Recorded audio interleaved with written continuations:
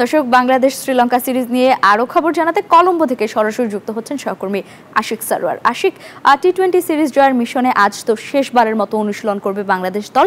কখন টাইগাররা নামছে অনুশীলনে, আর কতটুকু সম্ভব বাংলাদেশের জন্য আসলে সিরিজ জয়টা?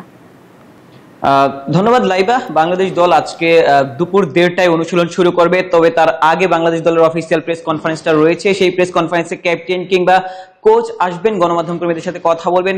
ম্যাচটি কিন্তু কলম্বোর আর প্রেমাদাসায়, যে মাঠে বাংলাদেশের ওই নিদা হাসার ঐতিহাসিক জয়ের একটা স্মৃতি রয়েছে, তবে মিশ্র একটা অনুভূতিও কিন্তু বাংলাদেশ দলের রয়েছে।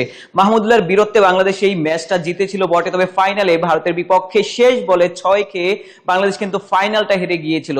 এই খেত্তারামার আর প্রেমাদাসা স্টেডিয়ামে বাংলাদেশ দল আরো একবার একটা ওই ফাইনালের সমীকরণেই মুখোমুখি দাঁড়িয়ে রয়েছে। বাংলাদেশ দলের এই ম্যাচে আসলে জয়ের কোনো বিকল্পই নেই।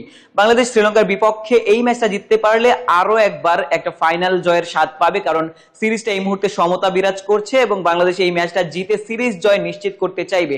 বাংলাদেশ দলের অনুশীলন আজকে দুপুর 1:30টায় যেমনটা বলছিলাম, তবে অনুশীলনের আগে কোচ কিংবা ক্যাপ্টেন যেই তাদের টিম প্ল্যানিং এর কথা বলতে চাইবেন, সেগুলো আসলে আপনাদের জানানোর চেষ্টা করব, দর্শকদের জানানোর চেষ্টা করব।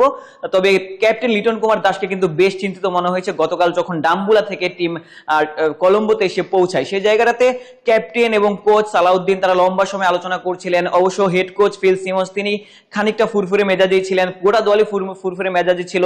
একটা জয় আসলে দলের মানসিক অবস্থাটা কতটা পরিবর্তন করে দিতে পারে সেটি কিন্তু গতকাল টিম হোটেলেই দেখা গিয়েছিল। এবং আর প্রেমাদাসায় যখন আজকের দিনে বাংলাদেশ অনুশীলনে নামবে, সেখানেও কিন্তু ওই জয়ের সুখস্থিতিটা তাদের শারীরিক ভাষায় হয়তো বা ফুটে উঠবে। এবং আগামীকাল যখন 35,000 দর্শকের বিপক্ষে বাংলাদেশ দল ম্যাচটা খেলতে নামবে, সেখানটাতে হয়তোবা এই জয়ের সুখস্থিতিটা তাদের হয়তোবা খানিকটা আত্মবিশ্বাস যোগাবে।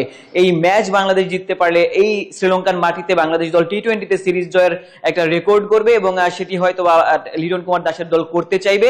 টাইগার ভক্তরা এই দলের উপর আরো একবার প্রত্যাশা রাখছেন যে এই ম্যাচ বাংলাদেশ জিতে লঙ্কানদের বিপক্ষে টি-20তে সিরিজ জয় করতে পারবে। লাইবা, বান্ডেল থাকলে প্রতি সেনমানিতে টাকা বাঁচবে। বিকাশ সেনমানি বান্ডেল কিনে জিতুন প্রতি লেনদেনে।